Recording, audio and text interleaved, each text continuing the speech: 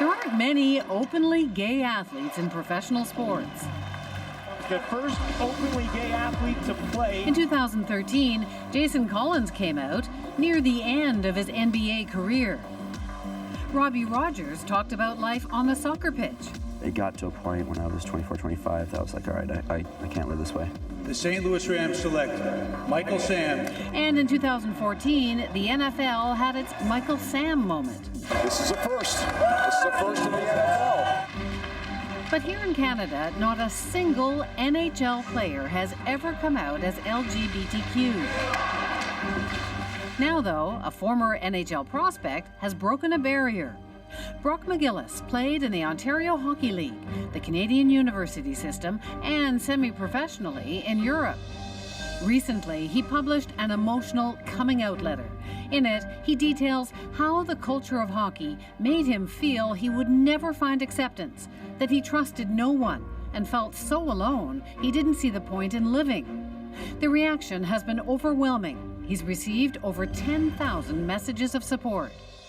McGillis spends much of his time training hockey players on their way up, but now he also visits schools to raise awareness. Brock, nice to meet you. I recently sat down with Brock McGillis during a hockey practice at Varsity Arena in Toronto. So what was it like being gay as a hockey player? It was probably the biggest struggle I've ever had. It was so difficult. It was, I lied. I lied to myself, I lied to the world, I lied to everyone in my life, and I was never happy. Why did you assume you wouldn't be accepted? Hockey is a very homophobic place. I mean, it's the culture of a dressing room is there's words used that are demeaning towards the LGBTQ community. There's words used that are demeaning towards women. So here you are, you know you're gay, you're hearing all of this. What does that do to you to hear it and not say anything? I suppressed it. I suppressed everything I felt. I suppressed everything I knew I was. And I would get angry at myself if I had any homosexual thoughts in general, like in my life. I couldn't think about men. I couldn't think about dating a man. I couldn't think about anything like that. I'd be angry with myself. I dated women. I forced myself to be hyper masculine and live the hockey lifestyle, so to speak. You listened to this for years. What did it do to you? I wanted to die. There was a number of times I thought about killing myself. There's, it crushed me. It crushed me. I hated hockey. I hated life. But it's all I knew. I was so deeply invested in it that I didn't know what else. I didn't know anything else. And I was like, I'm a hockey player, Brock McGillis, hockey player. It's just who I was. But there's a number of times I thought about taking my life. Wow. So at what point, so you decided to start dating men secretly, and now you're out. How did that happen?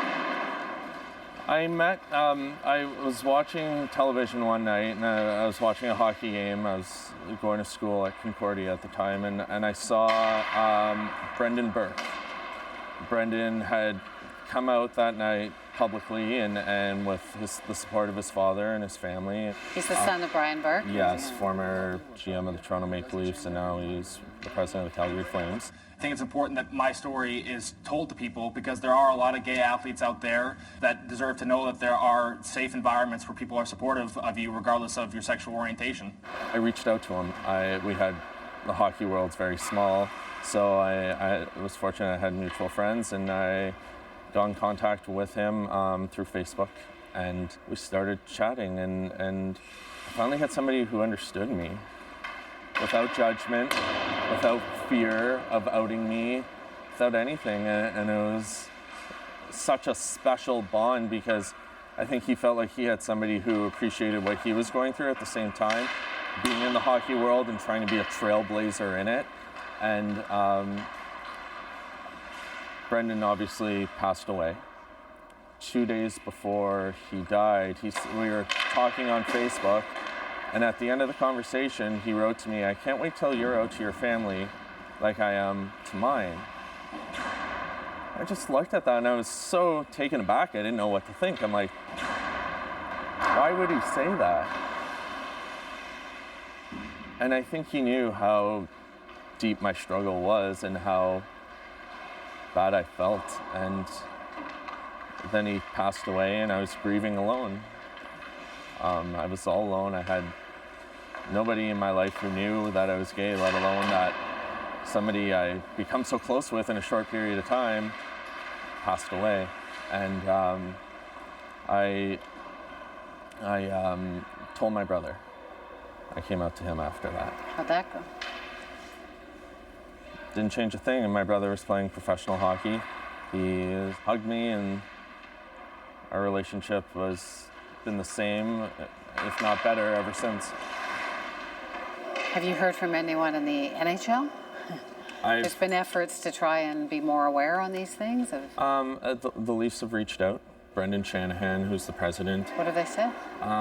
Brendan and I had a 30-minute phone conversation. He told me stories about language used that he didn't even realize could offend people, and how impactful and powerful it is, and how important of an issue this is, and how change needs to occur. To date, you can correct me, but I don't think there's a single NHL player who has ever come out. There isn't. Is it possible there's nobody who's gay? I mean, I don't want to out anybody, but... How could there not be? How can you have close to 800 people in a group? And I think the statistic is approximately 10% of the population is gay, and none of these 800 people, plus management and coaches and everyone else. Do you have a message for any of them? You will feel better, you will be happier, and you will be stronger when you learn to love yourself for who you are. How optimistic are you? You've seen the pressures not to come out. I think in our lifetime we will see gay hockey players in the NHL. I really do. I think that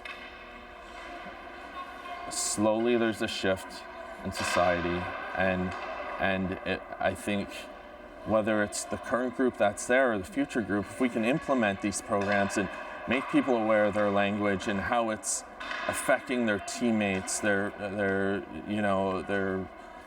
players they're playing against, and everyone else, that'll shift. So are you happier?